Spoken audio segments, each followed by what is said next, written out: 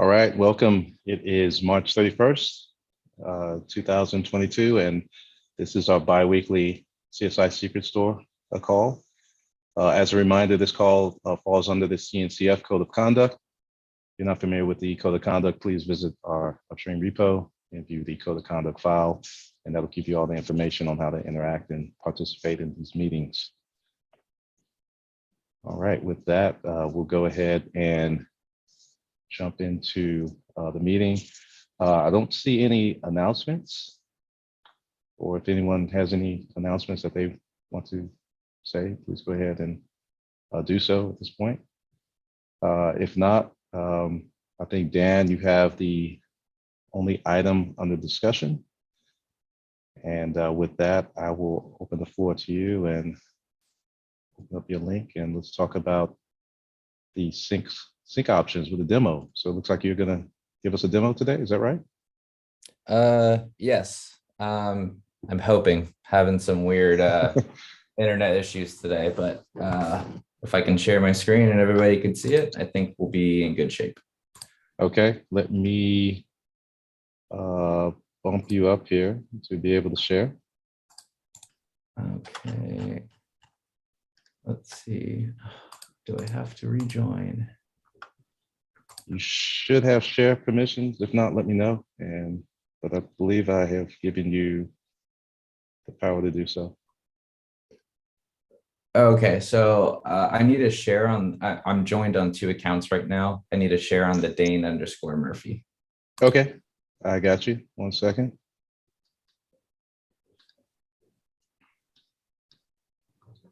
Okay, you should have perms to do so. Okie doke. So then we want. And I will stop my sharing here and you can just take over. Yep, there you go. You are broadcasting. Go for it. Awesome. So I guess I could just bring in the PR real quick. If any of you haven't seen yet, Phil and I have been kind of having a little brainstorming session to kind of expand on the sync all thing that I was working on a few months ago. But the idea now is to have some more functionality that builds on top of just this one Boolean value, particularly targeting the format that the secret's mounted in. And the one that we're discussing was JSON, since the AWS Secrets Manager mounts secrets as JSON objects. So the idea was to take all the key value pairs from the JSON object and then sync those into a single Kubernetes secret. And another bit of discussion we had was addressing how do we make this provider agnostic such that any secrets manager can mount secrets in JSON and the driver will be able to handle it. And the first thing that came to my mind was the fact that if you don't specify which key in the secret that you want for the vault provider, it just sends the full JSON object, including all the metadata. And you have to get the secrets by targeting the .data nested object. So we can now like specify that this secret's JSON. I want you to sync all the fields in this nested object. Or if you don't include this field, then it just syncs everything from the top level. But yeah, and then also if you have like multiple secrets that are mounted as JSON objects, each one of those will become its own synced Kubernetes secret with multiple key value pairs.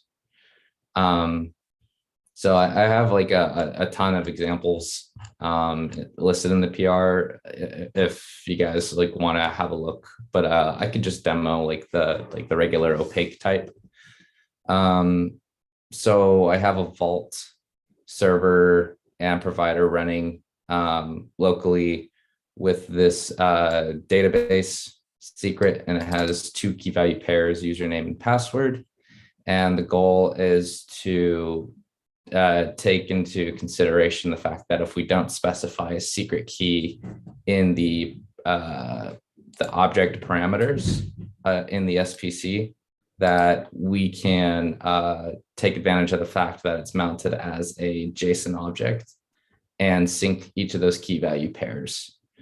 So just for the sake of kind of just targeting those database credentials, we'll take out JWT off as well. Okay, so from this configuration, we can expect that the pod's going to have 3 secrets mounted. It's going to have username in plain text. It's going to have password in plain text. And then the third file is going to be dbcreds. And that's going to be the full JSON object since we're not specifying the secret key on this particular object. And we can also expect that because we're telling the driver that it's going to be in JSON and that the fields that we want to sync are nested in .data, that those fields will each be their own key value pairs in the same secret, which will be named dbcreds. So I'm just going to. 1 second, I have a question there. Go ahead. How does it, you showed the JSON path being the data.data. How does it know to get it from the object name dbcreds? Oh, okay, because I named it here dbcreds, right? That's why you're asking. Yeah, like it sounds like you're gonna, like the sync option is gonna read that file and then sync that as a secret. Ooh, like where's the link between the object's name and what is being synced? Gotcha. So that's a byproduct of the sync all feature. Since like with regular secret object data, like we can manually specify what the secret name is going to be and link it to the object name. And like these, when we're manually setting it, can be different names. But like if we're syncing it all, you have to sacrifice the ability to name your secrets differently from the object name. So the sync all will take whatever is listed in the object name and make that the name of the secret. Okay, so the secret name there is both the name of the secret that it's going to create in Kubernetes, and it is the name of the file that it's going to use to sync. Right. Okay. Okay. So let's see.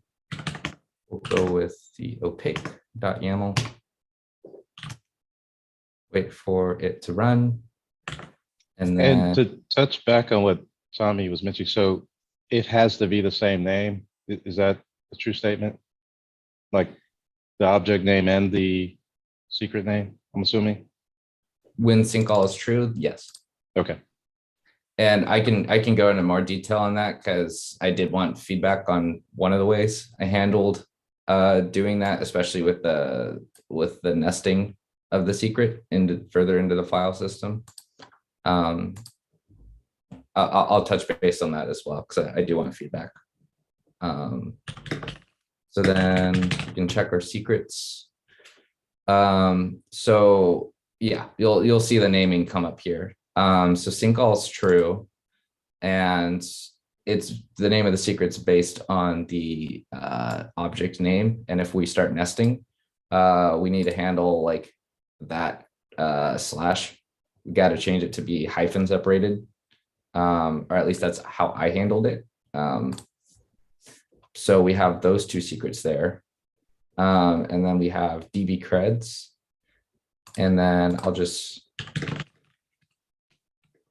dbcreds show that we have 2 key value pairs in a single secret. Those are targeted in .data. And then the other 2 will just be the 1 secret each. So, oops, wrong thing.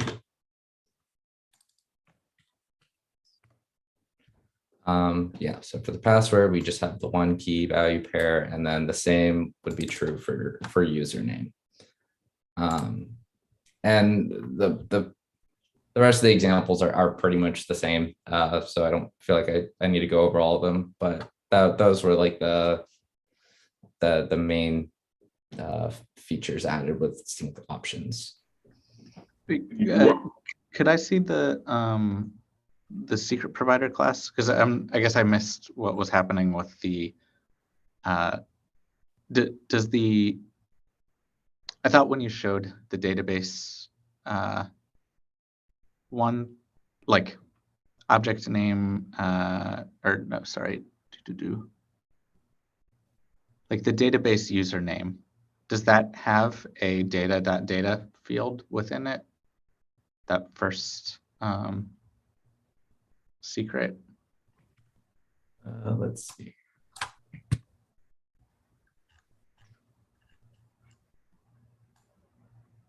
I guess my just confusion is the JSON path, how that is handled on the first one, because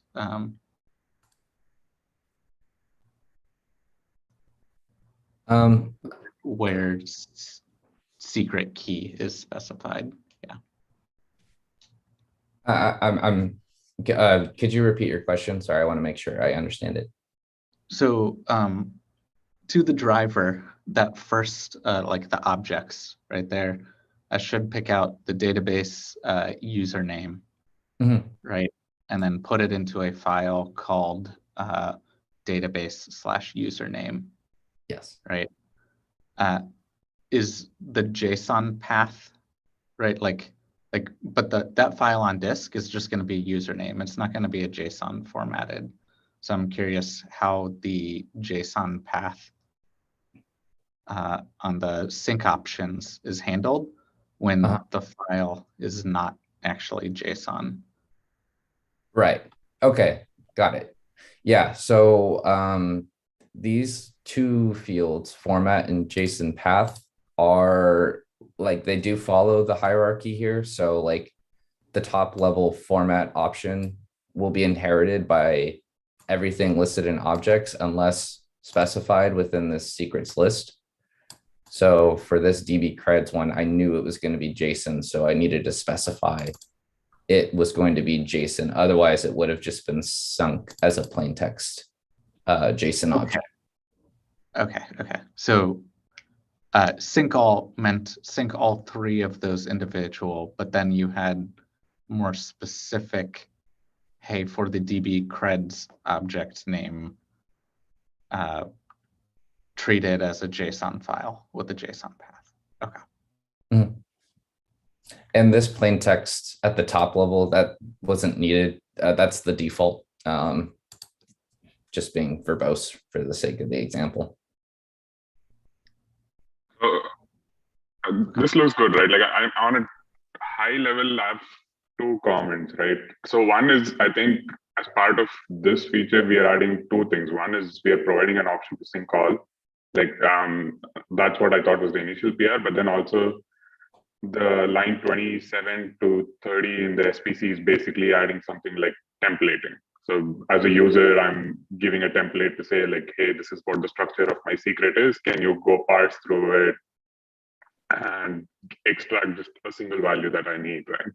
Is that correct? Yeah. Like, I'm sorry. I want to make sure I'm understanding your question. Can you say it again? Yeah. So the first part that we are adding is a sync all option. So basically, instead of the user going and having to define each and every object in secret objects, like if they have 100 of them, they just say sync all true, and then we will actually go and sync everything. Like that's the first feature. But the second feature that you are adding in this PR is from line number 26 to 30 in the secret provider class. You're also providing an option to template it. Basically, the user is telling you what the structure of the secret is, like it's a JSON, and then what the fields are, and they only want to extract a single field from that secret when they want to sync. They don't want to sync the entire JSON. So you're providing an option for them to like give a template and then do that, right? Right. Although for the JSON path, it would have to be a nested JSON object. They can't specify the path all the way down to a single key value pair.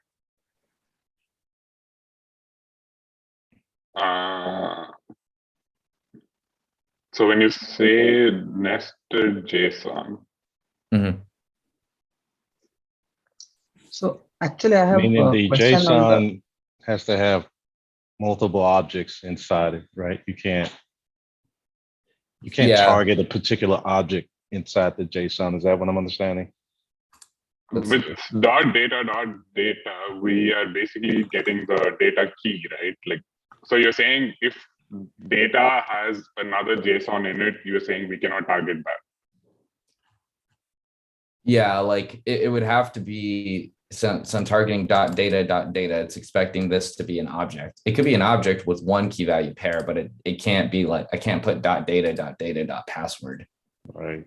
I mean, if we have to, we can, right? Like, so the reason I actually wanted to say it's two different features is so that we separate it, like if we want to implement it, because templating is something that I think would be nice for users to have. Like, this is the same thing that AWS provider had requested, right? Like, even for them, like when users download it, today they just have like a huge JSON blob that they download from secrets. And then when they want to sync it as Kubernetes secret, there was no option. So I think AWS actually went and implemented parts of it in their provider. But if it's something that we want to do at the driver level, we could actually see like what are the different things that we can support, like a template option. So like, which aspects are you referring to about AWS implementing? Like, are you talking about like the James path that they have in there? Yes. So like they basically can parse through the secret, and then they split that into different values. And then today they send that as different files because the driver only understands individual files when it syncs a secret. Like, it doesn't actually look into it. So that's what AWS does. Like, so they are doing it at their provider level. And then I think at that point we said we might think about it at the driver. So if we want to add it, like I would say, like we split this into two separate things. Like sync all as is okay. Like, it makes it easier for users to configure it. They just do sync all, and the behavior is exactly same as what it is today. And then the templating can be a whole new feature on its own, which is more different types that we support. Like, we can start off with like JSON or what AWS is doing. Like, we can even ask those folks like what is their use case, and then we can build on top of that. Okay. Yeah, I was gonna say that the JSON path thing that you did there seems useful without the sync all. Like, so like I could see that being like independently useful feature, and so like tying it to sync all seems like it would be more restrictive on its use. But I could see. Right. Yeah. Yeah. And then the second, sorry, Nilesh, you wanted to say something? No, actually, I was just gonna ask, like, for this, the third one that we are syncing, right? This particular one, the DB creds, right? So, are you forming this JSON file while writing it to the mount, or how does that gets created? Well, when you don't specify the secret key for Vault specifically, like it just sends the full Vault JSON object as a response. So like normally this just gets mounted as a full plain text JSON object, and then that's base 64 encoded and sunk to Kubernetes. So I think, yeah, that's what I was trying to understand. So this is the response that we get from the Vault, like by default or by design per se. So Yeah. probably, yeah, I think then having that templating would make sense, because then we can figure it out how we can make this thing as generic as possible. Yeah, that was another thing. I wanted to like try to do this in a way that was as provider agnostic as possible. Right. Okay, got it. I don't know how Google or Azure send secrets. Do they have an option for JSON or? I mean, we just get whatever is there, and then whatever format it's stored, and then just send it in plain text, right? And then like there's no format. It's just like text, and then we offer like different encoding options if it's required, at least from Azure perspective. But if the user defines a particular type in the template, then the expectation is that's the format of the data. Like if they say it's JSON, we can basically assert it's JSON by just doing an unmarshal on, like unmarshal on the data, right? And then if the data type validation fails, then we just error out there saying like, hey, look, you told me it's a JSON, but it looks like it's not a JSON. Right. Yeah. I mean, that's what I was sort of trying to think. Like when we do that data, we are kind of expecting it to be in this format. And then what if it's not? And how we can handle those scenarios. Oh, you mean like if I had a different secret where it wasn't nested here? Correct. Or Yeah, it would just be specified in this list. I think that's what you're saying, right? yes. Oh, so the JSON part take the full James path query then. Because like I also have this other secret JWT auth. The example there was like for that, because I'm not specifying the data JSON path, like you get request ID as a key value pair, release ID as a key value pair, release duration, and you get all these at the top level as their own key value pairs within the secret. Oh, okay. Yeah, I think this looks cool. I think that specifically the formatting thing can probably be separated from the sync all.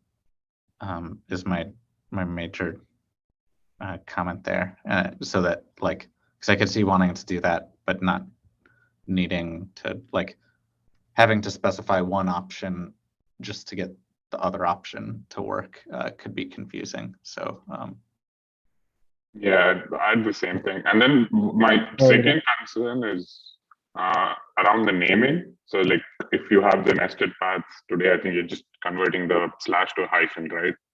So if you have database slash username, then the secret name, the key in the secret becomes database hyphen username.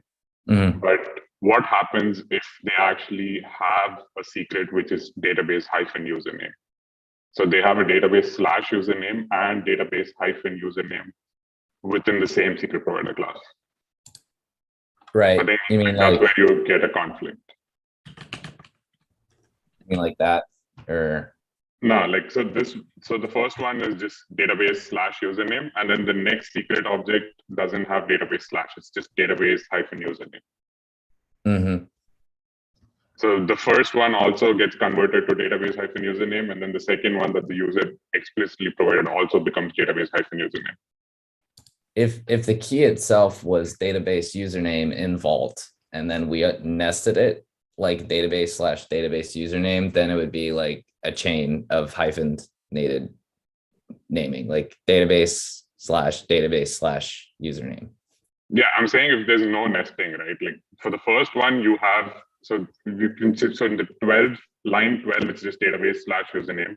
And then let's say that there is another secret which is not nested. So the object name is just username. Okay. Or database hyphen username. So like that's just the object name. So there's no nesting in the second one. So essentially what we convert and what the user provided will conflict because they explicitly say database hyphen username and we are converting to that same value, which means it's an error now. Gotcha. I think I'm following. Yeah, I think there's also like, I don't think underscores are allowed in Kubernetes secret names.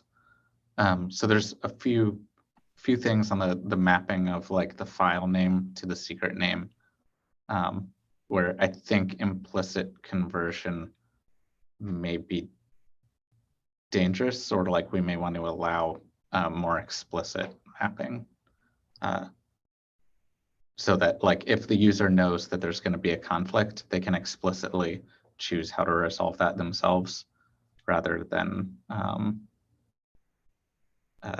kind of just having implicit behavior. Right. Yeah, and then like the tricky thing is if we do some kind of conversion like this, right, now the user has to rely on that conversion. So at any point, so because whatever we provide here is what they're actually going to be using as environment variables and all that in their pods, right? So they're basically going to reference this Kubernetes secret, and then they're going to reference that particular key and say, like, give me this as an environment variable in my pod. So whatever we do, the conversion here is actually like a contract that we are telling users that this is how we're going to do it. And at some point, if we decide to change it, that becomes like a major breaking change, because there's no way we can make that backward compatible. Like if we start with a hyphen and then let's say tomorrow we just say like hyphen doesn't work, we want to make it a dot. I think like that's a contract that we need to provide to users. Like today we don't have any kind of contract because we just let users decide what the key of name is supposed to be, right?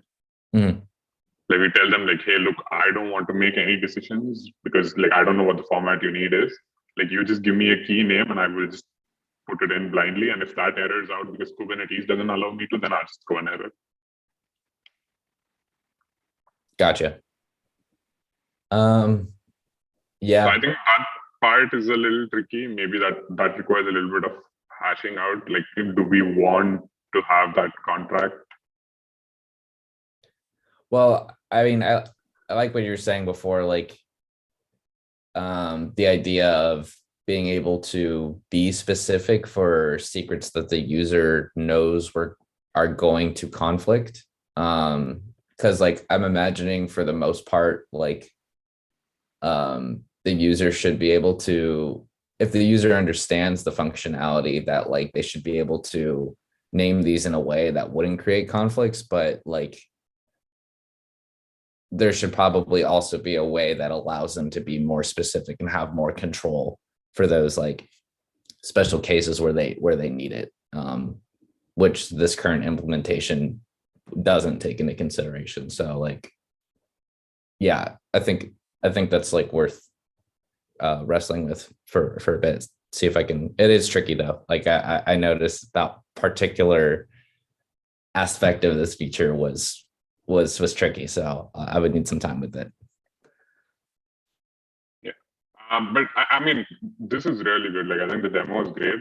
And like we talked about, right, like splitting this into two features. I think the templating thing as is adds a lot of value.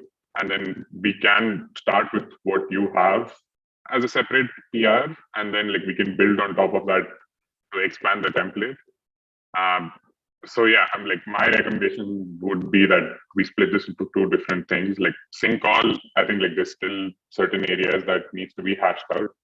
But the template thing, if we split it into a separate PR, I think like we can have a broader conversation on if we want to change any of the API spec and like how we want to implement it. And then that can just go on its own. Like I think that's something that a lot of users have requested before. I think it might make sense to add it to the driver now. Like now that you actually have a path going forward. Awesome. Yeah, and Anish, you mentioned like the AWS solution. So would this fold into that, or is this something completely different?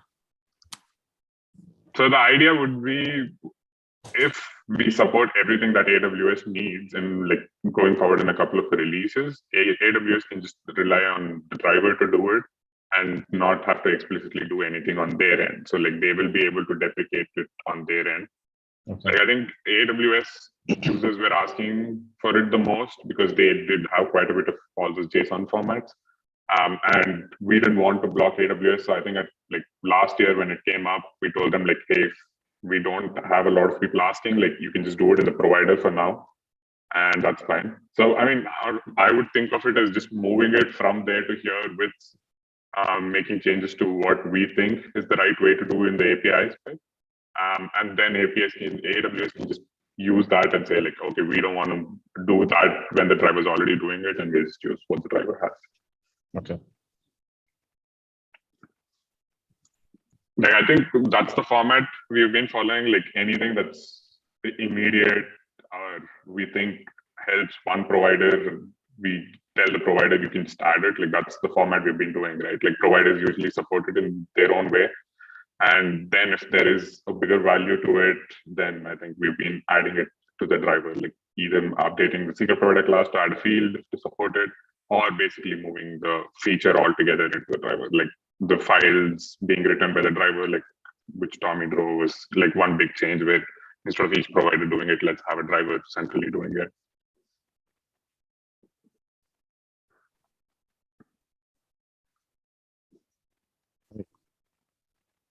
Thank you, Dan, on that. That was pretty cool stuff.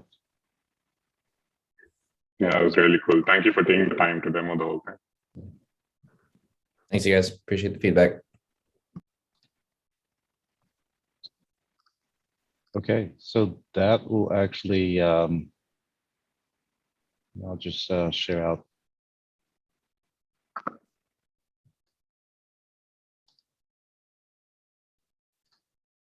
So that takes us to the end of discussion topics. We have time to look at any issues and PRs as well. Or if there's anything else anyone wants to discuss. Sorry, go ahead, Anish. No, I was going to say like issue sounds good because there is like a new issue where a user asked for being able to read write instead of read only. So we can discuss that. Yeah, just I want to pause real quick because looks like we do have a member from the community, and we like to just do quick introductions. Hello, Rami or Rami. Welcome to the call. Would you like to do a quick intro for yourself? Sure, this is Rami Abraham. Actually, I was attendance last week. Again, just listening and try to grow knowledge. Oh, all right. Welcome back. Thank you. Thank you. Okay. All right. We're going to go through some of these issues. Was there one, Anish, you wanted to focus on that was listed here? I think from the last time we discussed, probably the first two are the new ones. Like I think we discussed until 906 last time. So yeah. Yeah, no. Did we get any consensus on as far as how we wanted to move forward on this? So the good thing was this user also tagged basically the reasons that we don't allow it, right? So when we were actually moving the project from DS Labs to SIGAUT sub-project, like we had to go through this code audit from SIG storage and SIGAUT. And then the recommendation from SIG storage was this being a driver that gets secrets and then writes to it, we should only make it read-only and not allow users to go edit it. I think, I mean, my opinion is we still don't allow it. We shouldn't, because the driver also relies on those secrets written in the mount for syncing as Kubernetes secret. And if there is a bad actor, they can basically go and update the secret file in their pod, which can cause us to update Kubernetes secret with a bad value that could affect other services. Sorry, I just posted a thing going against what you just said, where there is a feature request asking to be able to like delete files, which I think read write would be needed in order to do that. But yeah, I think there is a trade-off there. It's I think hard to really analyze the trade-off of whether or not it's better to like open up the risk, but like making the files deletable is useful for workloads that want to consume the secret, load them into memory, and delete them so that like feature things can't like a file path traversal vulnerability or whatnot can't leak the secret. So like I think there is a security argument that can be made that being able to delete the files is good. But if they have rotation enabled, even if they delete the file, we're going to put it back, right? Right, rotation would make that a problem, yes. Yeah. Yeah. We allow, like at least Azure provider allows to set the file permissions, right? So wouldn't that solve this? Even with file permissions, though, the way that the mount is created, like you may have write permission to the mount, but I think it's the mount options make it so that it is still read only Gotcha. by the user, something like that. And then it's also, we don't have a way of changing the file ownership, which is a separate bug. So like, even if you can set the file permissions, you still have to be root in order to like it's all still owned by the root user and group, the files written. Got it. Okay, looks like we're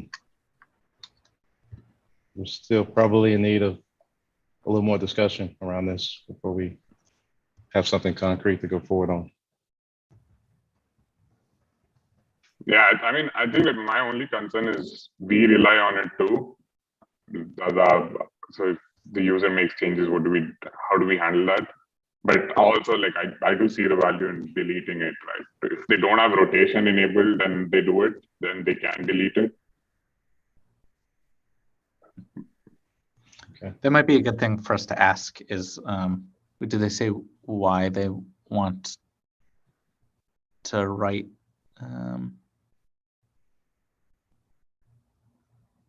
In this issue here?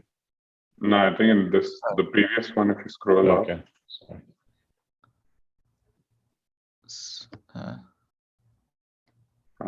So it says app changes the secret in some way.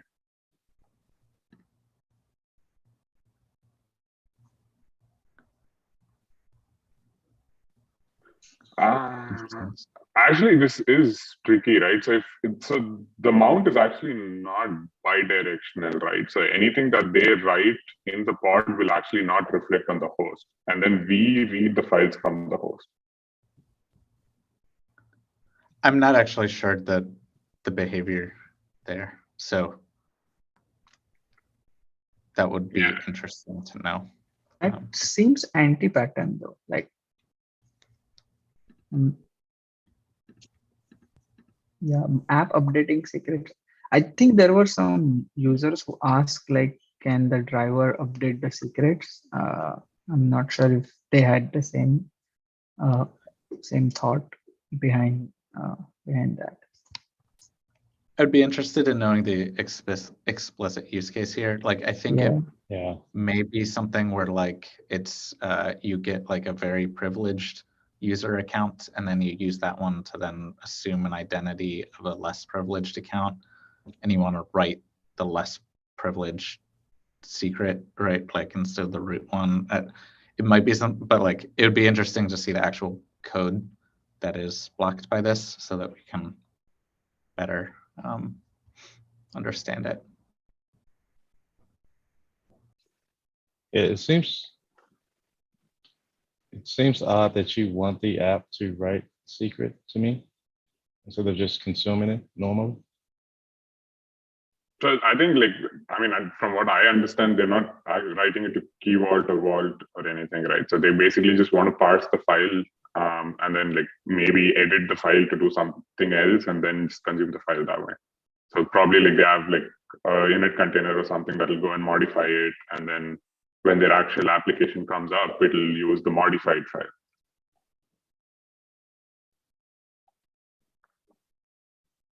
And just have that in the temp dir, so it's not written to the file system.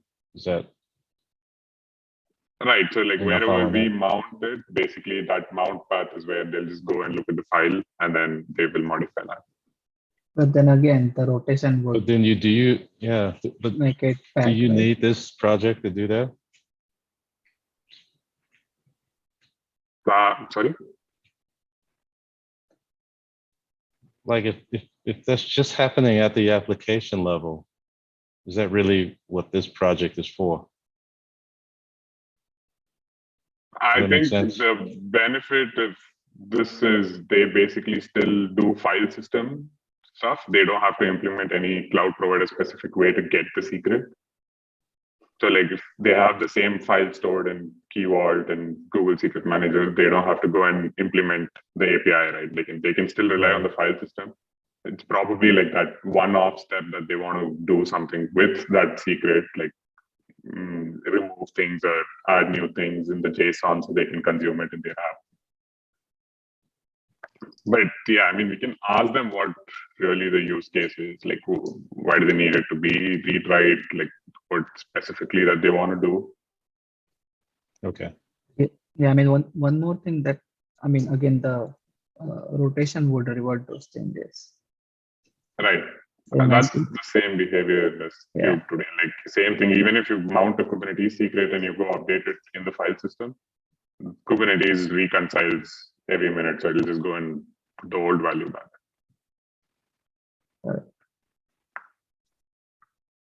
Okay. We can just, I'll reach out.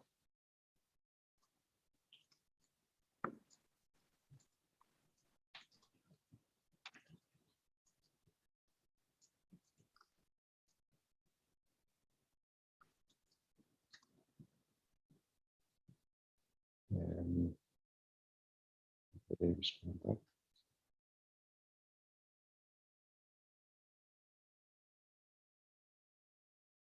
Okay. Let's see. Is there any others on this list we want to tackle? We got some activity around this one, this informational message, the log, those errors. I mean, I did comment on it. I told them that that's the behavior. It writes to standard error as well. The only thing that I can see is some of the logs that we log frequently, we can increase the log verbosity, but apart from that, there's nothing we can change in the behavior.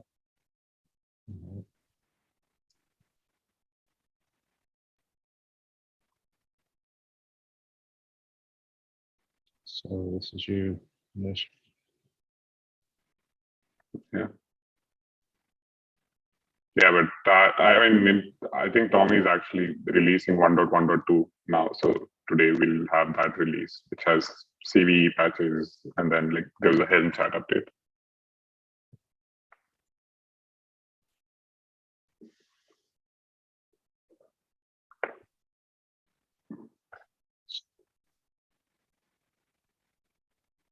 I know we had some discussion on this one here. Yeah, so we're working with them. Like right now, there's another thread on SIG testing. So I think they provided the permissions to access their secret manager instance, but the sync secret for them is failing because it says permission denied.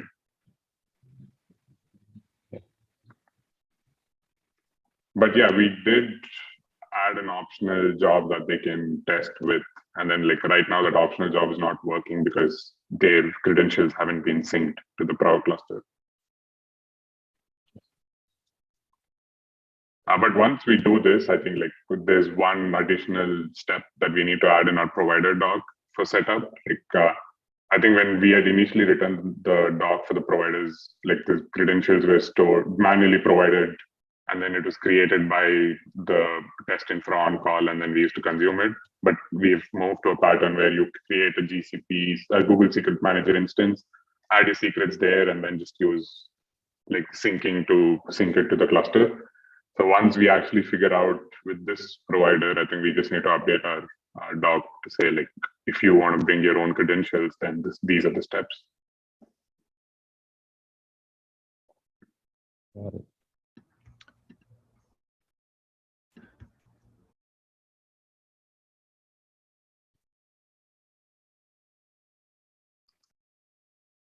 Okay.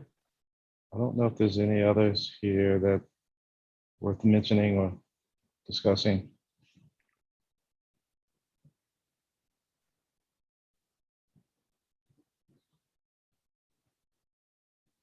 Yeah, I don't see anything. Maybe next week, Monday or Tuesday, we can actually, I'll send out a Zoom link. I think we can all get on a call just to see what we want to add for 1.2. Like we added one feature, but I'm thinking we'll go through all of it, add it to the milestone, and assign folks for each of it. so we can set a date for when we want to do 1.2. So I'll post a link on the channel, and then like anyone who's interested. All right. Let's see, and I was just looking at a couple of the PRs here. So these two in flight.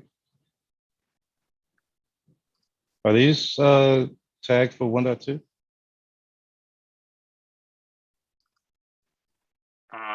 No, I mean that's not for 1.2. Like it's not a blocker. I wouldn't say it's a blocker. It's just adding it. So they are, after that is done and it's working, like probably the next step for us, all of us, is to go and do a code audit on the provider's code to see like similarly how we did for AWS, right? Like go look at it. There's anything that we think can be changed, like we basically open up issues, and then once they resolve through all those issues, then we can come back and add them as a supported provider to our documentation. Got it.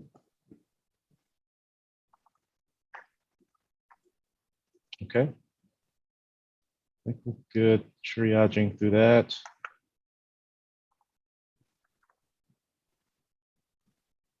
If there's anything else left, I think we can go ahead in the call unless anyone has anything else they want to discuss or bring up while we're here.